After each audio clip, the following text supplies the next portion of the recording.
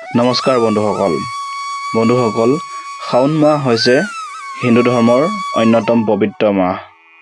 এই মাহ ভগৱান শিৱৰ প্ৰিয় মাহ বুলি গণ্য কৰা হয়।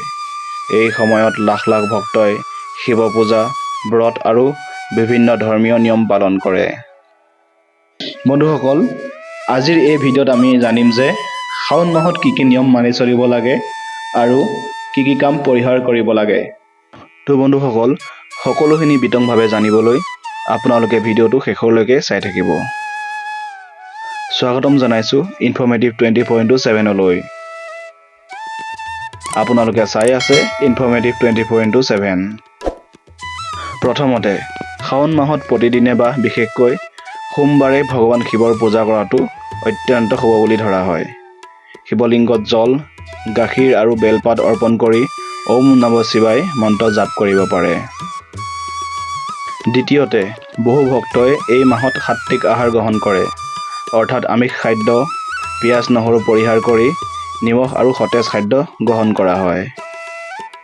তৃতীয়তে, শাওণ মাহৰ সোমবাৰৰ ব্ৰত পালন বিশেষ গুৰুত্বপূৰ্ণ।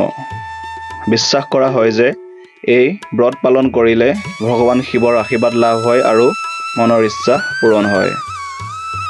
চতুৰ্থতে, এই মাহত ক্ৰোধ, মিছা কথা, নিন্দা আৰু কাজিয়া বিবাদৰ পৰা আঁতৰি থাকিবলৈ কোৱা হয়।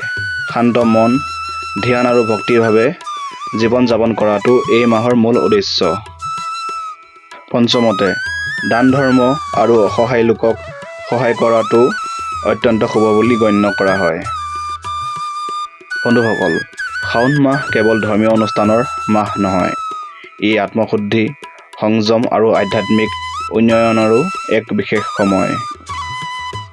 তো বন্ধুসকল, আজি আপোনালোকে নিশ্চয় জানিলে যে শাওণ মাহত পালন কৰিবলগীয়া কিছুমান নিয়ম। ভিডিঅ'টো আপোনালোকৰ ভাল লাগিলে লাইক কৰিব, শ্বেয়াৰ কৰিব আৰু লগতে আমাৰ চেনেলটো ছাবস্ক্ৰাইব কৰিবলৈ নাপাহৰিব। ধন্যবাদ। হৰ হৰ মহাদেৱ।